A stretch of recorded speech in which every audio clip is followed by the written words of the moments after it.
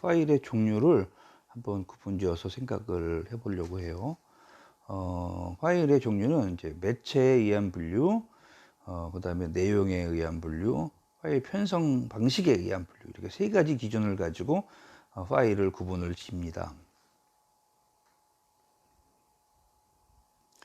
자, 먼저 매체에 따른 매체에 의한 분류를 해보면요, 이제 파일을 저장하는 수록하는 매체가 뭐냐 하는 거죠. 마그네틱 테이프다 하면 이제 마그네틱 테이프의 장점, 마그네틱 테이프는 자기 테이프의 그 윗면을 자기 헤드에 닿도록 해서 그 자기화된 정보를 기록하기도 하고 읽어내기도 하는 그런 방식입니다. 매체입니다. 마그네틱 테이프이. 그래서 이 마그네틱 테이프는 일괄 처리 시 시간이 빠르고 경제적이고요. 그 다음에 공간 효율이 좋습니다. 기록할 수 있는 용량이 크고 또 이 종류도 다양하죠. 파일 작성, 보수, 장애 대책이 용이합니다. 단점도 있습니다. 저장된 순서대로만 탐색 가능하기 때문에 특정한 레코드 위치로 직접 찾아가기가 참 어려워요. 순서대로 편성, 순차 편성 이외에 다른 파일 편성 방식을 적용하기가 거의 불가능합니다.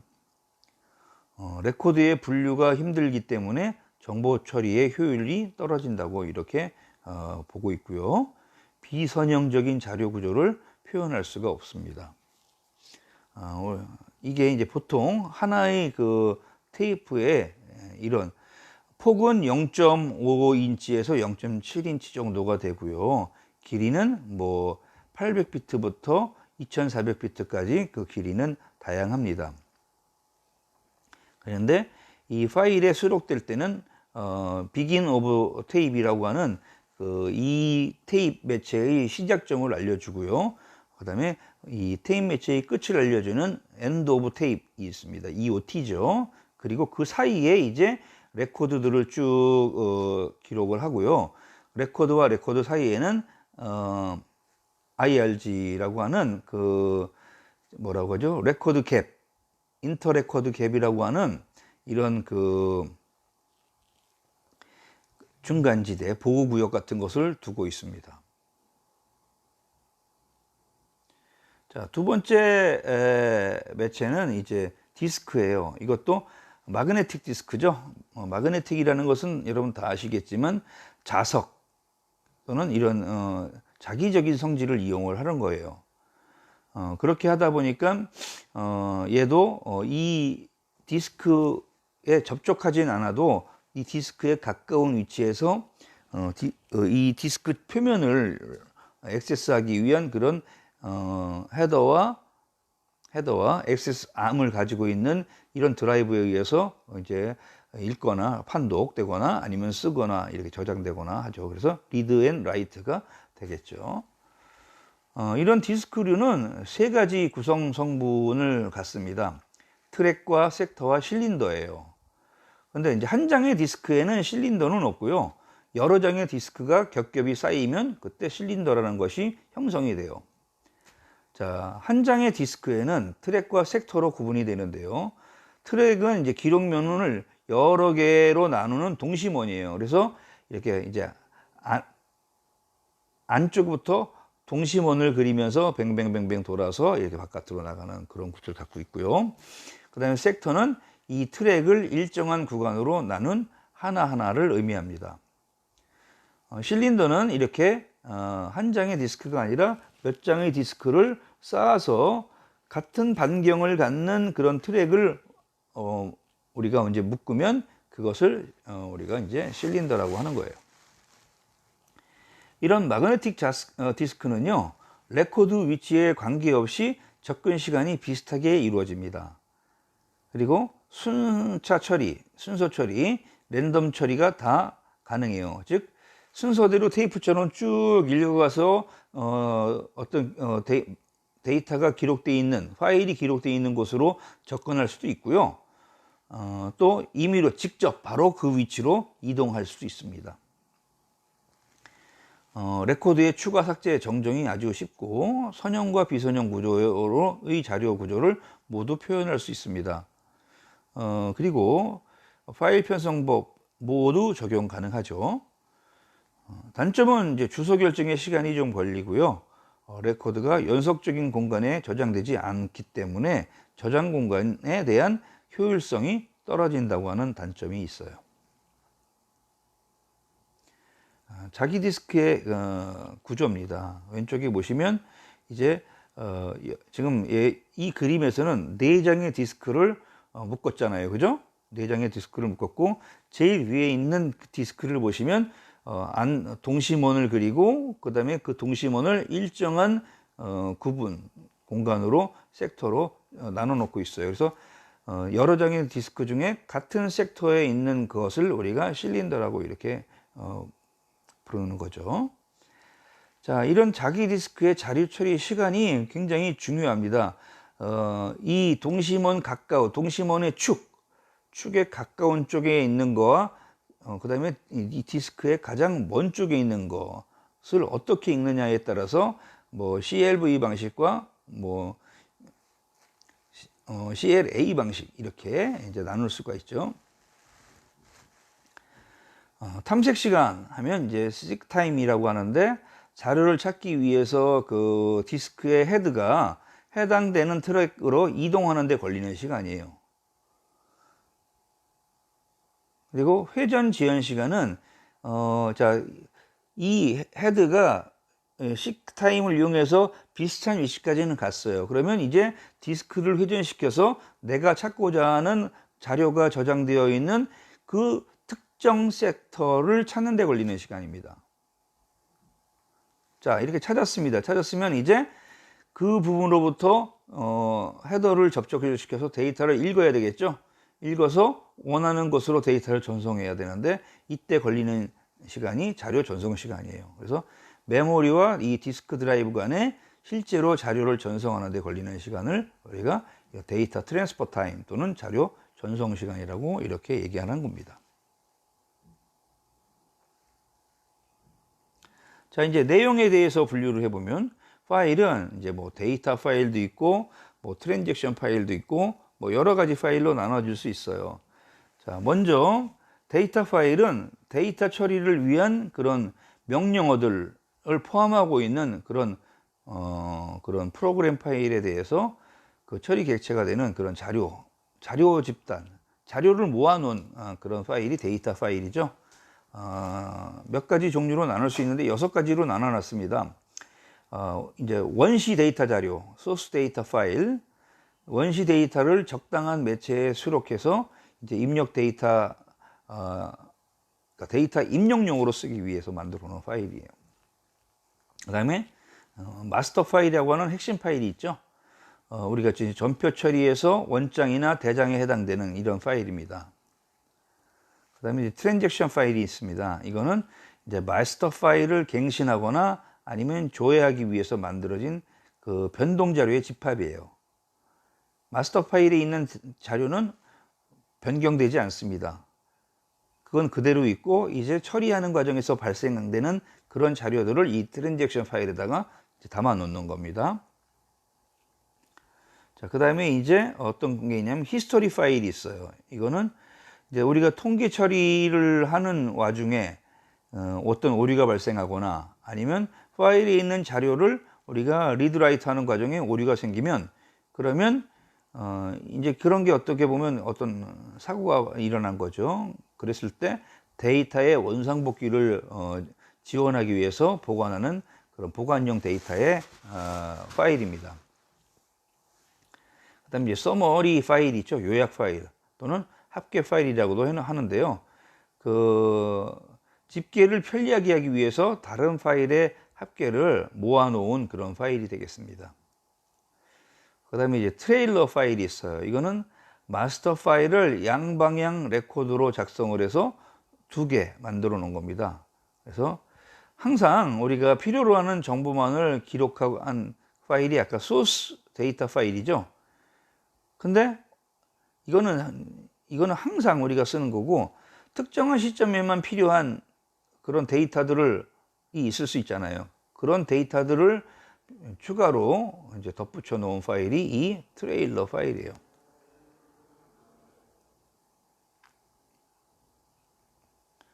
자, 그 다음에 내용에 의한 분류인데요. 자, 프로그램 파일이 있어요. 이 프로그램 파일은 이제 주기억 장치나 보조기억 장치에 저장되어 있는 자료를 처리하는 이런 컴퓨터 명령어들의 어떤 집합체죠. 이제 제어 프로그램이 있습니다. 시스템 프로그램 중에서 컴퓨터 시스템의 상태를 제어하거나 운영하거나 감시하는 그런 용도로 만든 파일이에요.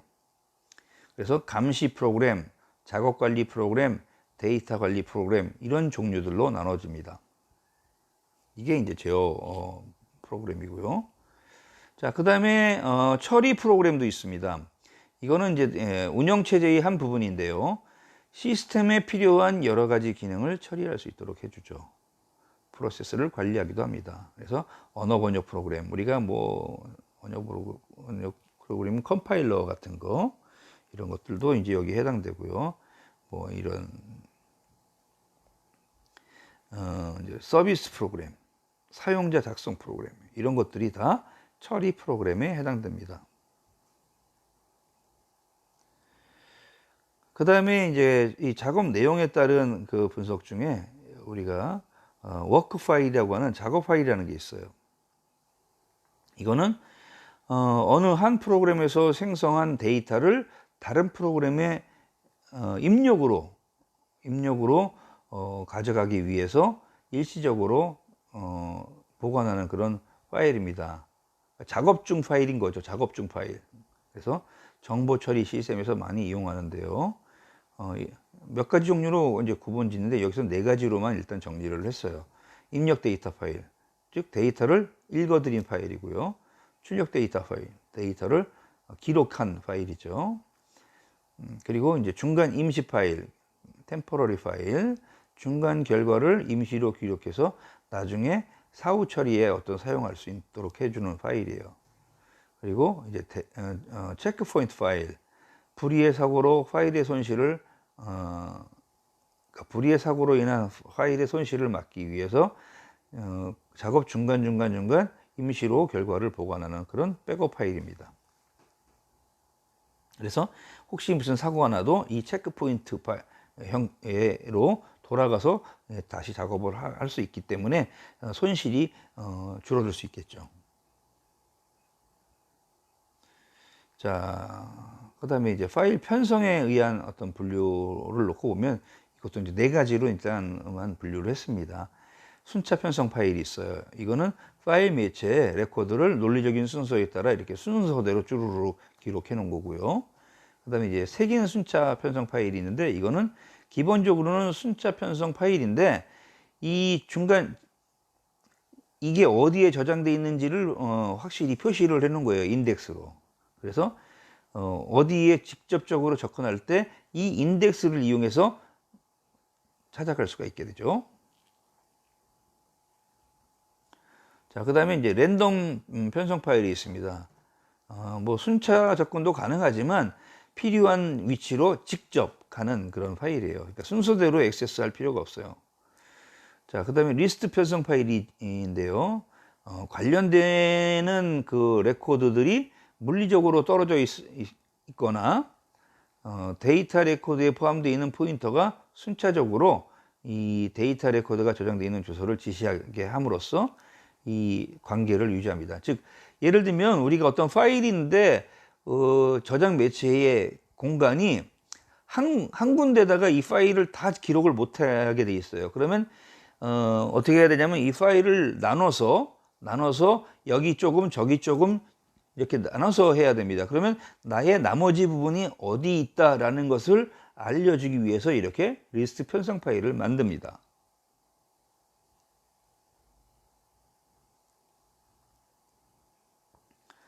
자, 지금부터는 이제 파일을 설계하기 전에 검토해야 할 사항을 한번 짚어볼게요.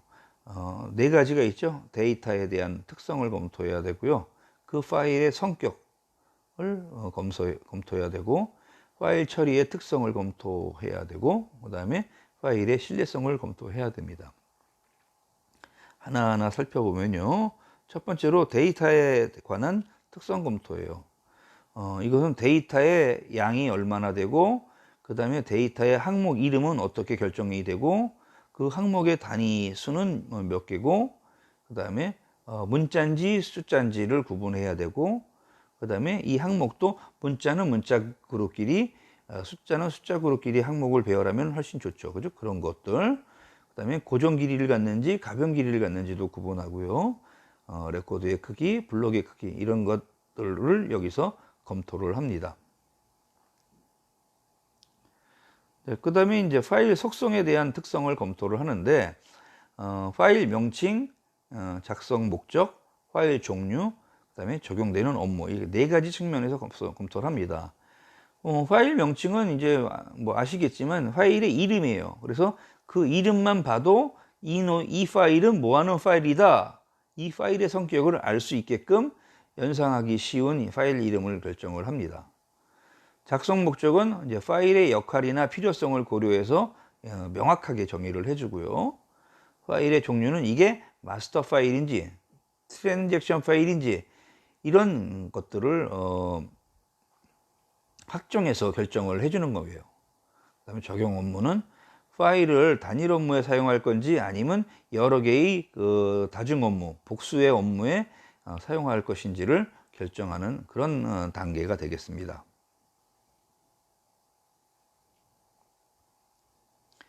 자, 데이터 항목에 관한 특성 검토인데요.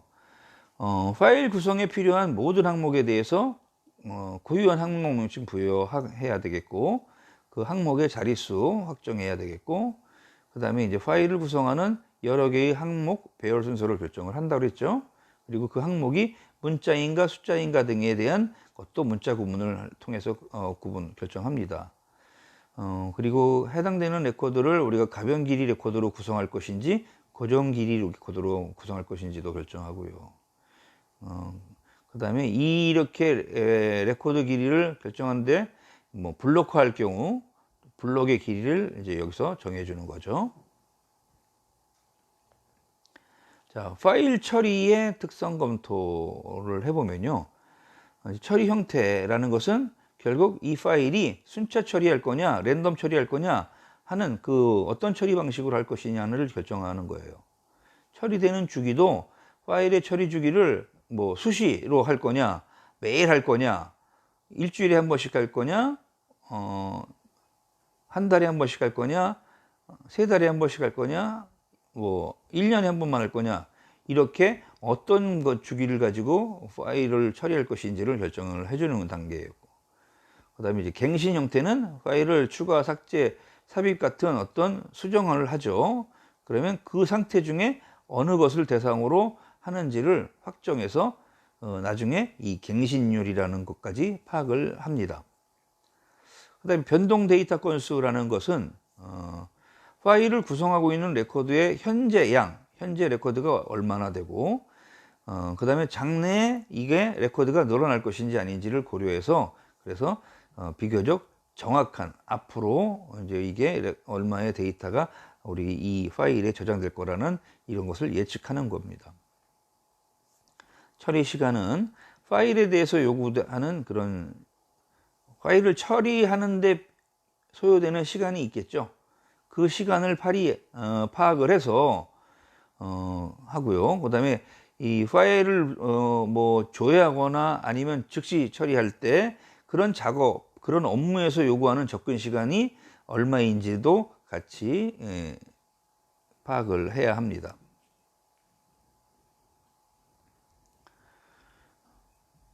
그래서 이런 것들을 통해서 우리가 파일 처리의 특성을 이 평균 활동 비율이라고 하는 또는 활동률이라고 하는 이런 수치로 제시하기도 해요.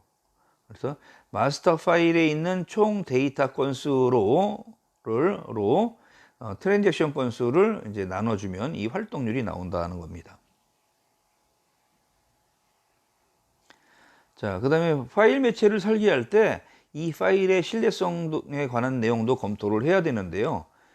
이 파일에 있는 어떤 보안상 기밀성 같은 것을 보호하고 장애가 발생했을 때 장애에 대응할 수 있는 대책도 검토를 하는 거죠. 그래서 이제 이렇게 이런 것을 세 가지 측면, 즉 기술적인 측면, 설비적인 측면, 그 다음에 운영 관리적인 측면, 이 세 가지 측면에서 검토를 탄탄하게 해놔가지고 신뢰성을 제공할 수 있는, 신뢰성을 가질 수 있는 그런 방안들을 미리 검토해 놓는 거예요. 자, 그래서 이런 앞에서 정리했던 이런 파일 매체들은 활동성이나 휘발성이냐 응답 속도나 이 세 가지 측면에서 그 매체의 특성을 우리가 판단을 합니다. 활동성이라고 하면 통상 1회 처리로 끝나는 파일의 경우에는 전체 레코드를 다 처리를 해줘야 된다. 그죠? 그 다음에 휘발성이라는 것은 한 번 처리로 추가되거나 삭제되는 레코드는 파일 전체 레코드를 처리해야 된다 하는 특성을 우리가 이제 휘발성이라고 하고요. 실시간 시스템과 같이 고속 처리가 요구될 때는 그 처리 빈도에 의한 처리 효율이 필요하다라는 특성을 우리가 활동성, 휘발성, 응답 속도 면에서 우리가 이제 파악을 하고 있습니다. 자, 그렇다면 우리가 매체를 설계할 때 요구해야 될 사항, 안정성, 기밀보호, 경제성, 정확성, 이 네 가지 요구사항은 충족이 되어야 하겠죠. 프로그램이 어떤 오류나 취급 부주의나 아니면 처리 중에 우리가 특정할 수 없는 어떤 이유로 파일이 파괴가 될 수가 있어요. 그죠? 그러면 그런 상황에 대처할 수 있는 대책이 있어야 되겠죠. 자, 그 다음에 기밀보호라는 부분에서는 파일을 누가 훔쳐갔어요. 아니면 파일 자체를 편성을 하고 이렇게 할 때부터 기록하거나 할 때부터 쉽게 읽거나 수정할 수 있게끔 만들었어요. 그러면 안 돼요. 그죠? 그러니까 그렇게 함부로 할 수 없도록 보안 관리를 철저히 하는 이런 개념이 파일 매체에 요구되는 거예요. 그리고 효과에 대한 비용이 너무 지나쳐요. 효과는 쥐꼬리만 한데 돈은 뭐 몸통만큼 들어갔다 하면 이거는 경제성이 떨어진다고 판단할 수밖에 없겠죠. 정확성은 데이터의 오류 같은 것을 검사해서 신뢰성을 얻기 위한 그런 방식입니다. 자, 이와 같은 측면에서 파일 매체의 어떤 기능에 대해서 우리가 검토가 이루어지는데요. 파일 매체에 대한 액세스, 즉 접근 형태, 어떤 방식으로 접근할 거냐, 순차적으로 접근할 거냐, 직접 접근할 거냐, 랜덤 접근할 거냐. 그 다음에 액세스 타임의 검토, 접근하는 데 걸리는 시간이 얼마나 오래 걸리느냐, 많이 걸리느냐. 그 다음에 처리 방식, 리얼타임으로 할 거냐, 아니면 난 리얼타임으로 할 거냐, 그죠? 뭐 이런 거. 정보량, 그 다음에 작동의 용이성, 이렇게 5가지 측면에서 파일 매체의 기능을 검토를 합니다.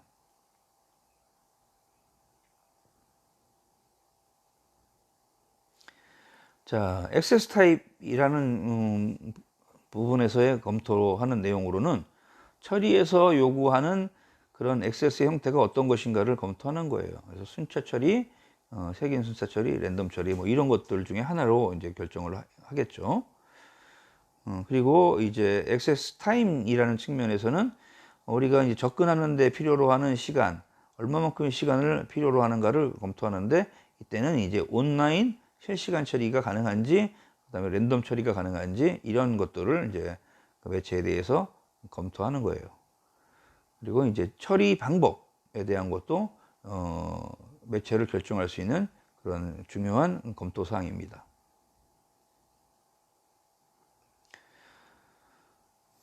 자, 앞에서 정보량에 대한 검토를 해야 한다고 했는데요. 이 정보량, 즉 파일의 크기는 결국 데이터의 양이기 때문에 매체의 크기를 결정하는 중요한 요소이기도 합니다. 마그네틱 테이프 같은 경우에는 여러분 이제 화면에 보이시는 이런 수식으로 용량, 저장 용량을 계산을 하고요. 마그네틱 디스크 같은 경우에도 앞에 보이시는 이런 그 수식을 이용해서 저장 용량을 우리가 계산을 합니다. 작동의 용이성 검토라는 측면에서는요, 데이터 양이 많아서 파일이 여러 개의 린이나 아니면 디스크 팩에 이렇게 이제 수록될 경우 실제 작동할 때 복잡성이 얼마나 수반되느냐 하는 거를 이제 검토하는 거예요. 릴이 여러 개 쓰면 하나의 릴을 다 읽어드리면 다른 릴로 교체해야 되잖아요. 그죠? 그럴 때 어떻게 할 거냐. 뭐 이런 거죠. 그래서 이 작동의 용이성 검토에서 우리가 검토해야 될 것은 이제 데이터 양의 어떤 다소, 파일 종류의 많고 적음, 파일 개수가 얼마나 많은지 또는 적은지, 그 다음에 사용 빈도수의 많고 적음, 이 네 가지 측면을 우리가 검토를 합니다. 아무튼 결국 작동의 용이성 검토라는 것은 사람이 조작하는데 얼마나 걸리느냐, 또 다른 부대적인 다른 조작 사항이 있느냐, 이런 것에 따라서 달라지게 되겠죠.